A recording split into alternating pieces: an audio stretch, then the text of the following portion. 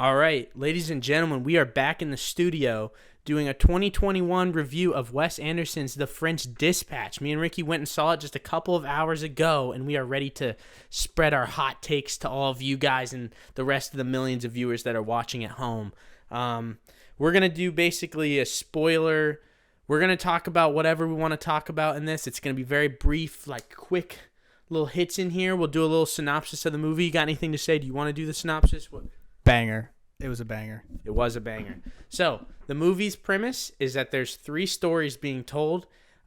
They're by three different journalists, and then an overarching story of Bill Murray's magazine company. And these people work for that company, and these are just like three articles that have been printed in one of the magazines from Bill Murray. Yeah. Just right off the rip, like it, didn't like it. I loved the movie. Ricky, you want to? Banger. A banger. He likes the movie. So let me get that back. Actually, it was the most Wes Anderson movie ever. If you're a fan of his, you're gonna love this movie. That's plain and simple. So if you haven't seen it yet and you're a fan, go see it. If you haven't watched Wes Anderson movies, this would be a good introduction to him, I think. We are gonna do spoilers in this. Yeah. So if you haven't seen the movie and you don't want spoilers, turn it off. But if you don't care or you've already seen it, stay tuned. Yes. So the format of today's episode, we're going to go over hit picks, nitpicks, our rating, and then our recommendation to the viewer as to whether you guys should watch this movie, which that actually came at the front. We already said you should watch it. Hit picks. I'm going to start with that. My hit pick for the movie overall is the art direction, the style of the movie. It's amazing looking in every way. You got anything to add to that? It's very stylized. There's a lot of moving parts. A lot of set decoration, just a spectacle of theater at some points. Very much so. Like the amount of effort that went in to make this movie look how it looked, and the animation. There was stop motion photography at some parts. I don't know if you noticed that, like the shootout scene at the end, that was stop motion on some of the parts there. There was those freeze frames that they did, very like just stylized. Like it's not meant to look reasonable or like practical or realistic. It's just meant to look stylized, and that's like the best part of it. And that was my favorite part of it. Do you have a hit pick? My hit pick would be the performances. I think all the actors just were really in their bag on this one.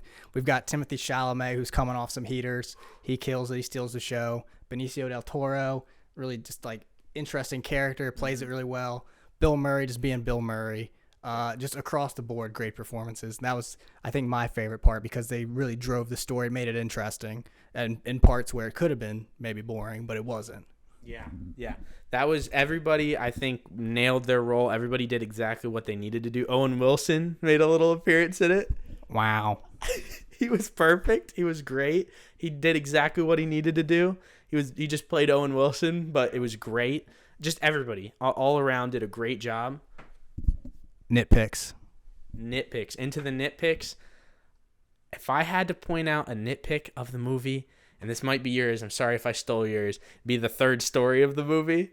It was still good. It was fine, but it was a weird way to end the movie because if you watch the movie, the other two kind of have a greater arcing story that kind of is more impactful. And the third one almost feels like it's like it could have been cut. Like if there were 5 stories and that was one of them, I would say to cut one of them, and that one would be a cut. But still great. It was still a lot like the animation in it. There was a lot of like that was when the stop motion was in there. There was a lot of like artistry stuff.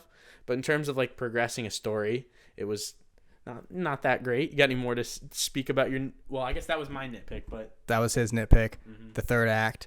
My nitpick in general. There wasn't enough Edward Norton. Yeah. He had he was in the third act. Yeah. And, his character could have had, like, so much more to him. It was kind of more of a cameo. Yeah. It was really short. You didn't really get any backstory on him for the most part. But, he does kind of steal the screen when he's on it. I just think maybe he could have done more with him. I think maybe more with even Bill Murray. He didn't really dive too deep into his character.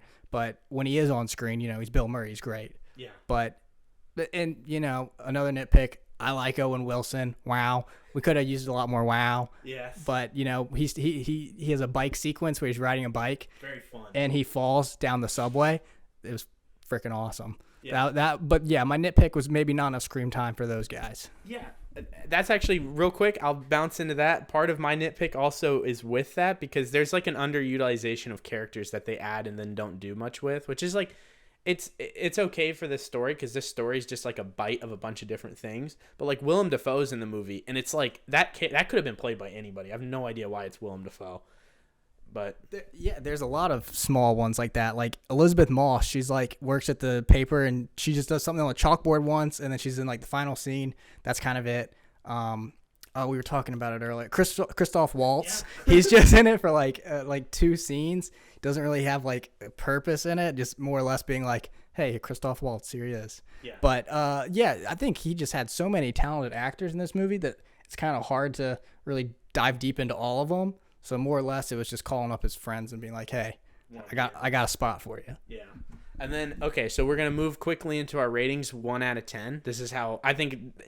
Some people don't like ratings. I don't necessarily always love ratings, but I still think it's a decent gauge to just like universally tell if someone likes or doesn't like. I right now have this movie at like a 9.5 or like a 9.75, which that's getting granular. That's kind of dumb, I know, but possibly a 9.75. I really liked it, but I need to sleep on it, see if I feel anywhere differently. What was your rating out of 10?